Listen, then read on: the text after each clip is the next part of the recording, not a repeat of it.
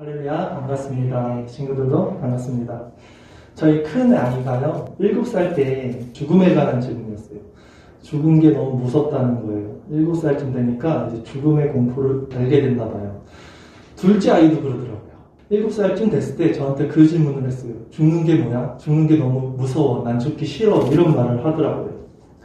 재밌는 것은 저도 생각해보니까 제가 한 7살쯤 됐을 때 저도 죽음의 문제에 대해서 큰 공포를 처음 가졌던 것 같아요. 그렇게 사람이 인생을 알게 되는 그런 나이가 되면 누구도 비껴갈 수 없는 가장 큰 무서운 문제가 바로 죽음의 문제예요. 죽음이 무서운 이유는 뭐냐면 그것이 끝이라는 것 때문이에요. 우리의 존재가 완전히 삭제된다는 그 공포 때문이죠. 오늘은 그 죽음 이후의 세계에 대해서 설교를 하려고 합니다.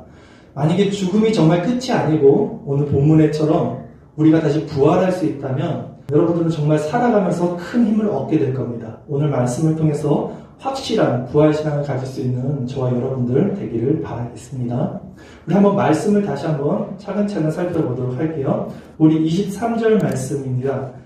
부활이 없다 하는 사두개인들이 그날 예수께 와서 물어 이르되 라고 했어요.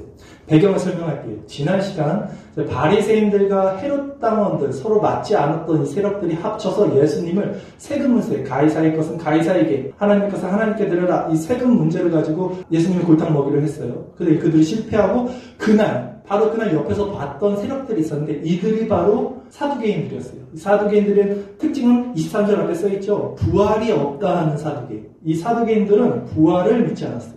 사두개인들이 누군지 잠깐 설명해야 돼요. 사독이라는 말에서 파생되는 말이 바로 사두개인인데요. 사독은 뭐냐면 제사장이라는 의미입니다. 그래서 이들은 제사장물이에요. 사실은 사두개인 출신들이 다 제사장을 했단 말이에요. 제사장이 뭡니까? 성전에서 예배를 인수하는 사람이 제사장이에요. 근데 종교 지도자인 그들이 부활을 믿지 않는 건 참 아이러니한 일입니다. 이들은 당시 엘리트, 가장 최상위 그 부류였어요. 이들의 특징은 사회 특권층이기 때문에 그들은 부와 명예를 갖고 있는 사람들이었어요. 그래서 이들은 이 현세가 너무나 좋았던 사람들이에요. 이 세상에서 이미 자기가 모든 걸 다 취하고 있고 누리고 있기 때문에 죽은 다음 부활, 천사, 사람의 영혼 이런 걸 믿지 않았어요. 신기하죠? 제사장인데 어떻게 그걸 안 믿었는지 모르겠어요. 이들을 믿었던 성경은 오직 모세오경뿐이었어요. 그들이 이제 예수님께 와서 이렇게 예수님을 이제 시험을 합니다. 24절 말씀이에요. 선생님이요, 모세가 일렀을 때 사람이 만일 자식이 없이 죽으면 그 동생이 그나에게 장가들어 형을 위하여 상속자를 세울지니라 하였나이다. 그렇죠? 선생님이요 라고 예수님께 모세 얘기를 하는 거예요. 이들은 모세를 믿으니까 이게 모세 신명기 25장에 나오는 말을 근거로 지금 이 사람들이 하는 거예요. 그 남자가 죽으면 자식이 없을 때는 그 동생이 그 형수를 취하는 거예요. 형수 취수제라고 당시 고대 사회에서는 이런 제도들이 일반적이었대요. 어떤 질문인지 다시 한번 보겠습니다. 25절에서 28절입니다. 우리 중에 7형제가 있었는데 마디가 장가 들었다가 죽어 상속자가 없으므로 그 아내를 그 동생에게 물려주고 그 둘째와 셋째도 7째까지 그렇게 하다가 최후에 그 여자도 죽었나이다. 그런즉 그들이 다 그를 취하였으니 부활 때에 7 중에 누구의 아내가 되리까? 그렇죠? 형제가 7명인데 다 자식이 없어서 그 한 형수를 다 아내로 삼았던 거예요. 다 죽었어요. 형제도 죽고 아내도 죽고. 그럼 도대체 천국에서는 누가 그의 아내입니까? 형제는 7인데. 이렇게 난해한 질문을 통해서 저 사두개인들이 예수님을 난처하게 만들고 부활이 없다는 것을 증명을 하려고 했던 겁니다. 예수님이 이제 이렇게 말씀하시죠. 29절에서 30절 말씀. 예수께서 대답하여 이르시되 너희가 성경도 하나님의 능력도 알지 못하는 거로 오해하였다. 부활 때에는 장가도 아니가고 시집도 아니가고 하늘에 있는 천사와 같으니라. 오해라는 거죠. 우리가 알 수 있는 부분이 아니라는 겁니다. 다른 차원이라는 거죠. 성경을 알지 못해서 그래. 하나님의 능력도 오해했구나. 사실 확인할 수 있는 팩트는 뭡니까? 부활 때에는 장가도 아니가고 시집도 아니가고 천사와 같은 영적인 존재가 된다는 것을 말씀하는 거예요. 우리가 부활하게 되면 이제는 남녀가 없어진다는 의미인데 이런 관점에서 보면 그 전에 예수님이 했던 말씀을 좀 이해할 수 있을 것 같아요. 제가 한번 읽어드릴게요. 어떤 일이 있었냐면 마가복음 3장 31절 이하 말씀에 예수님께서 지금 제자들과 같이 이야기를 하고 있는데 밖에 예수의 어머니와 동생들이 와서 사람을 보내 예수를 부릅니다. 무리가 예수를 둘러앉았다가 여짜오되 보소서 당신의 어머니와 동생들과 너희들이 밖에서 찾나이다 할 때 예수님이 이렇게 말해요. 대답하시되 누가 내 어머니며 누가 내 동생들이냐 이렇게 말을 해요.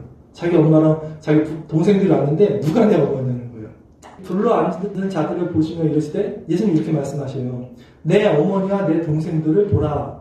누구든지 하나님의 뜻대로 행하는 자가 내 형제요 자매요 어머니라 라는 말씀하세요. 인간적인 편에서 보면 이해가 안 가는데 오늘 요 내용을 살펴보면 우리가 죽어서 부활할 때 남녀도 없다, 천사와 같이 된다라고 했을 때는 이해할 수 있는 부분이 된 것 같아요. 그리고 예수님이 이제 그들에게 마지막 카운터 펀치를 딱 날려요. 그들의 논리를 깹니다. 그들은 지금 누구를 믿어요? 모세를 믿잖아요. 모세의 오경만을 믿어요. 그렇기 때문에 모세의 글을 가지고 주장을 반박을 하죠. 31절에서 33절 죽은 자의 부활을 논할진대 하나님이 너희에게 말씀하시는 바 나는 아브라함의 하나님이요 이삭의 하나님이요 야곱의 하나님이라 하신 것을 읽어보지 못하였느냐. 하나님은 죽은 자의 하나님이 아니요 살아있는 자의 하나님이시라 하시니 우리가 듣고 그의 가르침에 놀라더라. 너희들이 지금 죽은 자의 부활을 논하고 있는데 하나님이 너희에게 말씀하신 바 이게 출애굽기 모세오경에 나오는 말이에요. 그러니까 모세가 처음 하나님의 콜링을 받을 때 떨기나무가지가 막 불타오르는 장면이 이 장면이거든요. 하나님이 나는 아브라함의 하나님이요 이삭의 하나님이요 야곱의 하나님이야. 난 죽은 자의 하나님이 아니라 산 자의 하나님이다 라고 모세를 불렀던 그 장면을 이제 예수님이 말씀하시는 거예요. 왜? 그들은 모세의 오경을 믿었으니까. 떨기나무가 사실은 이스라엘 가면요 굉장히 약하대요. 불만 타도 다 타버리고 없어진대요. 소멸된대요. 그런데 이상하게 이때 모세가 봤던 떨기나무는 타지 않았던 거예요. 무엇을 상징했었냐면 당시 떨기나무같이 약한 존재는 이스라엘 백성들을 상징했어요. 근데 불이 막 타는데도 죽지 않아요. 이스라엘 백성들이. 또 하나님이 모세를 부르시면서 나는 아브라함과 이삭과 야곱의 하나님이야. 나는 죽은 자의 하나님이고 살아있는 자의 하나님이다. 이 부활을 그때 상징적으로 모세에게 말씀하시는 장면, 그것을 인용한 거예요. 너희가 지금 사두개인 보고 말하죠. 예수님이. 하나님을 믿지 않냐? 하나님이 살아계심을 믿지 않냐? 그렇다면 그 약속하신 이 부활을 어찌 안 믿겠니? 아브라함의 하나님, 이삭의 하나님, 야곱의 하나님, 그 살아계신 하나님, 그들을 떨기나무까지 불같이 부활할 것을 말씀하셨는데 그 장면을 가지고 이제 이들에게 반박을 하니까 이제 이들이 할 말이 없죠. 네, 본인들은 모세오경을 알고 있기 때문에. 그래서 이제 예를 들면 이삭을 바칠 때도 아브라함이 이삭을 어떻게 바쳤었냐면 하나님이 다시 살리실 것을 믿었기에 번제를 드리잖아요. 그 이미 다 부활 신앙을 창세기에 약속했던 것을 이제 그들에게 보여주는 겁니다. 그래서 오늘 보면 이제 사람들이 다 놀랬다. 그래서 이 본문을 마치는데요. 아까도 말씀드렸지만 이 사두개인들은 제사장들이었어요. 당시 종교 지도자층. 근데 이들이 부활을 믿지 않았다? 이게 앞뒤가 안 맞는 거예요. 아무리 생각해도. 왜 그들은 부활도 또 영혼도 천사도 거부했어요. 성경에 보면. 왜 믿지 않았을까? 주석서도 찾아보고 여러 자료를 찾아보니까 이들이 굉장히 세상 친화적인 사람들이었어요. 굉장히 부유했어요. 권력을 갖고 있었어요. 그러니까 이 세상이 너무 좋은 거야, 이 사람들은. 이미 다 갖고 있어. 자기가 세상의 왕이야. 그럼 부활을 좋아하겠습니까? 죽은 다음에 세상을 좋아하겠습니까? 안 했던 거예요. 그래서 그걸 무시한 거예요. 성경을 믿지 않았던 거예요. 제사장이면서도. 사두개인들처럼 우리가 교회 안에 있으면서 정작 중요한 것이 부활이잖아요. 부활을 믿지 않고 이 현세적으로 또 세속적으로 또 물질적인 것들 이런 복들만 추구하는 교인들이 있을까요? 없을까요? 제가 예전에 봤던 통계인데 지금은 모르겠어요. 교회 안에서 통계를 냈대요. 정말 하나님이 있는지 또 정말 부활을 믿는지를 앙케이트 통계를 내보면 비밀리에 해보면 3분의 2 정도가 안 믿는데요. 놀라운 사실 아닙니까?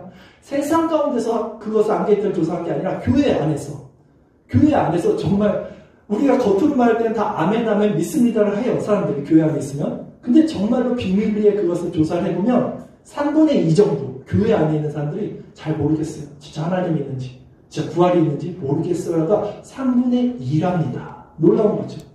왜 그러냐면 똑같은 거예요. 사람들이 성경을 모르는 거예요. 하나님의 능력도 믿지 않는 거예요. 그러니까 실질적인 죽음의 문제가 왔으면 어떡합니까? 교회를 다 수십 년 다녀도 벌벌벌 떠는 거예요. 죽기가 무서운 거죠. 그렇게 말은 내가 하나님 믿죠, 부활을 믿죠 라고 말하지만 그 사람들의 본질적인 속성을 보면 이 현실에서, 이 현세에서 속세적으로 얼마나 더 잘 먹고 잘 살고 내가 영화를 노릴 거에 목을 메고 살아가는 것을 봅니다. 그 그것은 다른 말로는 부활을 믿지 않는 거예요.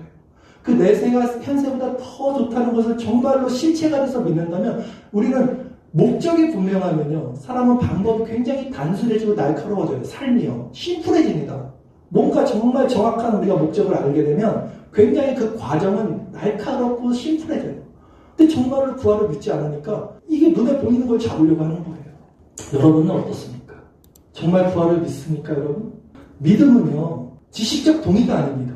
저희 아이가 어렸을 때부터 저한테 세뇌 교육을 받았을 거 아닙니까? 못되신다면서 하나님을 믿어요. 근데 나는 아이에게 항상 얘기해요. 믿음은 지식적 동의가 아니다. 네가 그거 배워서 알았던 거 아니야. 믿음은 의지적 결단이 아니야. 네가 나 하나님 믿어야지. 하나님 있을 것 같아. 나 하나님 이제부터 믿겠어. 그런 의지적 결단이 아니다. 믿음이 뭐냐? 그럼 아이가 놀래요. 어머 아빠 나 어떻게 해야 돼? 믿음은 지식적 동의가 아니고 의지적 결단도 아니냐? 내가 하나님 어떻게 믿어야 돼? 하나님 만나야지. 인격적으로. 하나님을 찾아오게 해달라고 기도해야지. 말씀을 통해서. 믿음은 실제적으로 그리스도의 연합이 되는 거예요. 그리고 성경에서 죽음에 대해서 말을 하는데요. 죽음을 잠잔다라는 표현을 해요. 성경은 사도행전 7장 59절에 스데반이 죽을 때 이렇게 말해요. 그들이 돌로 스데반을 치니 스데반이 부르짖어 이르되 주 예수여 내 영혼을 받으소서 하고 무릎을 꿇고 크게 불러 이르되 주여 이들의 죄를 그들에게 돌리지 마옵소서 이 말을 하고 자니라라고 표현을 해요. 성경. 그때 죽을 때 해같이 얼굴이 빛났다고 그랬죠. 그것도 기억 한번 해보세요. 그리고 요한복음 11장 11절에 이 말씀이 있습니다. 이 말씀하시는 게 또 이르시되 예수님 말씀하세요. 우리 친구 나사로가 잠들었도다 하는 말이에요. 그러나 내가 깨우러 가노니 제자들이 이르되 주여 이렇게 말해요. 제자들이 잠들었으면 알아서 일어나겠죠. 근데 예수는 그의 죽음을 가리켜 말씀하신 것이나 그들은 잠들어 쉬는 것을 가리켜 말씀하신 줄 생각하는지라. 성경은 죽었다고 표현 안 하고 잠들었다라는 표현을 합니다. 그리고 또 성경은 뭐라고 합니까? 그 잠들어 있는 잠자는 자의 첫 부활의 열매를 누구라고 해요? 예수님이라고 해요. 고린도전서 15장 20절 말씀에 그러나 이제 그리스도께서 죽은 자 가운데서 다시 살아나서 잠자는 자들의 첫 열매가 되셨다라고 그래요. 지금 이걸 정확히 딱 아셔야 돼요. 모든 사람들은 죽으면 잠자는 거고 그 잠자는 자의 첫 부활의 열매는 예수님이라는 거예요. 그러면 예수님이 오시기 전 사람들, 죽었던 사람들은 다 잠자고 있겠죠. 예수님이 오신 후 죽은 사람들, 또 앞으로 죽을 사람들, 우리들까지도 다 잠자는 것입니다. 부활한 사람은 아무도 없어요. 예수님만이 부활의 첫 열매라는 거예요. 그러면 이건 뭡니까? 죽은 나사로를 예수님이 살리셨어요. 나사로가 나오려니까 3일이 돼서 냄새가 나는 시체가 두루마기로 두루 살아서 나왔어요. 부활 아닙니까? 그게 왜 부활이죠? 나사로가 지금 살아있습니까? 죽었어요. 그건 부활이 아니에요. 진정한 부활의 첫 열매는 오직 한 분 예수님밖에 없는 거예요. 나사로 지금 죽었어요. 또 잠들어 있는 겁니다. 그리고 마지막 날 그 부활의 첫 열매 되신 예수님이 이제 오셔서 그 생명의 부활과 심판의 부활로 우리를 심판하시겠죠. 우리가 믿는 이 부활은요, 그냥 뜬금없이, 그냥 막연하게 믿으면 안 돼요. 나 그냥 하나님 믿을래. 나 그냥 부활할 걸 믿어. 그냥 믿어. 이게 아니라 근거가 있어야 되는데요, 말씀에. 무엇을 믿는 거냐면, 언약을 믿는 거예요. 성경은 언약입니다. 약속이 있는 책. 구약은 옛 언약, 신약은 새 언약. 하나님이 이 언약을 통해서, 구약과 신약을 통해서 우리에게 약속하신 것을 믿어요. 뭘 약속했습니까? 나는 아브라함의 하나님이라고 했잖아요. 그 다음에 이삭의 하나님, 살아계신 하나님, 그리고 야곱의 하나님. 그들에게 무엇을 약속했어요? 너의 후손이 별과 같이 많아질 거야. 하나님이 나라, 그 백성들이 너희들 후손으로서 이루어질 거야.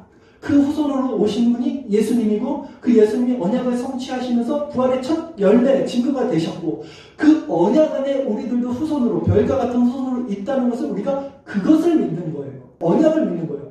아브라함의 하나님, 이삭의 하나님, 야곱의 하나님, 그 하나님이 내 하나님이네. 그 하나님이 예수님을 구원하셨네. 그러면 나도 잠자고 있다가 다시 예수님처럼 살아날 거야. 성경 그 말씀을 믿는 거예요. 그러니까 성경을 통해서 계시된 이 말씀을 우리가 정말로 받아들이고 믿는다면 우리 삶이 아까 말씀했듯이 얼마나 평온하고 심플하고 또 막강하겠습니까? 당당하겠죠. 어떤 문제 앞에서도 골골대는 일이 없겠죠. 왜? 결과를 정확히 알고 있으니까. 그냥 당당하게 살다가 편안하게 죽는 거겠죠. 왜? 죽음은 끝이 아니라는 거예요. 존재의 삭제가 아니라 잠자는 걸 아는 게 되니까. 제가 오늘 아침에 이 얘기를 들었어요. 최종현 전사님 이제 아내분이 간호사예요. 중환자실에서 이제 일을 좀 많이 했었나 봐요. 근데 중환자실의 특징은 진짜 생사를 넘나드는 사람이 너무 많대요. 그래서 죽음이 그냥 매일 그냥 보는 일상이래요. 근데 그 최종현 선생님 아내분이 하시는 말씀이 늘 죽는 사람들 얼굴 보면 진짜 믿는 사람들은 평안하게 죽는데요. 근데 믿지 않은 사람들은 죽을 때 정말 그 공포와 그게 있대요. 얼굴 표정에 보이는데 이게 지금 최종현 선생님 아내가 믿는 사람이라는 게 아니라 그 간호사들 믿지 않은 사람들도 다 그 얘기를 한대요. 희한하게 정말로 신앙 있는 사람들은 평안하대요. 아까 얘기했죠. 제가 스데반이 죽을 때 얼굴이 평안해졌어요. 왠지 아세요? 천사들이 하나님이 맞아주시는 거예요. 죽음이 다가오면 영적인 세계가 열리겠죠. 그들이 왜 공포에 그렇게 떨까요? 어둠의 영들이 벌써 느끼겠죠. 본인이. 그렇게 변화하다가 죽는다고 합니다. 결론적으로 말씀을 드릴게요. 오늘 사두개인들은요, 종교 지도자들, 엘리트, 최고 그시에 있는 자들이면서 정작 부활을 믿지 않았습니다. 왜입니까? 이 세상이 너무나 좋아요. 특권층입니다. 권세를 가졌어요. 그들은 그래서 이 세상의 전부인 자들이에요. 예수님 뭐라 그래요? 그들에게? 너는 성경을 모르는구나. 너희 하나님의 능력도 모르는 자들이야. 그들이 믿는 모세의 오경을 통해서 예수님이 이렇게 반박을 했죠. 나는 죽은 자의 하나님이 아니고 살아계신 하나님이다. 오늘날에도 부활의 신앙이 없이 이렇게 현세적으로, 세속적으로, 물질적 아니만 복에만 목적을 두고 신앙생활하는 사람들이 있어요. 이들은 참 그리스도인들이 아닙니다. 이들은 사두개인과 같은 자들이에요. 서두에 제가 말씀드렸잖아요. 우리 첫째 딸이 7살 때 죽음에 대해서 저에게 공포를 느끼고 이제 물어봤을 때 제가 이렇게 대답했어요. 그 첫째 딸 이름이 주은인데요. 걔가 잘 때는 꼭 소파에서 잤었습니다. 7살 때. 텔레비를 보다가 늦게 자더라고요. 근데 걔가 자고 나면 제가 항상 걔를 안아다가 침대로 이렇게 올려줍니다. 근데 주은아, 너 잠잘 때 어디서 자니? 소파에서 자지 않니? 근데 너 아침에 일어나면 너 어디서 일어나 있어? 침대에서 일어나서 자. 죽음은 그런 거야. 이 세상에서 너가 이렇게 잠자고 딱 깼을 때 더 좋은 거, 그것은 정말 아름답고 행복한 곳에서 침대 같은 곳에서 눈을 뜨는 거. 죽음은 두려운 게 아니다. 그냥 잠자다가 일어나는 거야 라고 설명했던 기억이 나요. 여러분들 꼭 기억하십시오. 죽음이란 끝이 아니라 잠자는 거라고 성경은 말합니다. 그리고 부활은 그 잠에서 깨는 거예요. 우리가 잠잘 때 7시간, 8시간 자도 잠깐이잖아요. 마찬가지예요, 여러분. 죽음도. 죽었다가 시간이 멈춰있겠죠? 그때 누가 깨울까요? 예수 그리스도가 우리를 깨우세요. 하나님의 나팔 소리가 들릴 겁니다. 근데 여러분 때 조심하셔야 될 거예요. 뭐 아니면 돈이다, 그때는. 그거 조심하셔야 될 겁니다. 여러분 어쨌든 죽음이 끝이 아니라면, 이 믿음이 있다면 우리가 세상을 살 때 어떤 형편에서든 넉넉히 살 수 있어요. 이 믿음 가졌으면 좋겠어요. 정말 당당히 살다가 편안하게 잠드세요. 그리고 눈을 떴을 때 예수님의 그 사랑스러운 음성이 나를 깨워. 현준아, 정말 고생 많았다. 세상 살 때 힘들었지? 이제 이곳에서 영원히 행복하게 살자. 눈물이 없는 것. 그래서 같이 평생 살아갈 수 있는 여러분 제가 됐으면 좋겠고요. 성경 말씀을 읽고 마치겠습니다. 고린도전서 15장 19절에서 22절까지 말씀인데요. 제가 이제 읽어드릴게요. 시간상. 만일 그리스도 안에서 우리가 바라는 것이 다만 이 세상의 삶뿐이면 모든 사람 가운데 우리가 더욱 불쌍한 자인가. 그러나 이제 그리스도께서 죽은 자 가운데서 다시 살아나사 잠자는 자들의 첫 열매가 되셨도다. 사망이 한 사람으로 말미암았으니, 이게 아담을 얘기해요. 죽은 자의 부활도 한 사람으로 말미암았다. 이게 예수님입니다. 아담 안에서 모든 사람이 죽은 것 같이 그리스도 안에서 모든 사람이 삶을 얻으리라. 아멘. 잠깐 기도하겠습니다.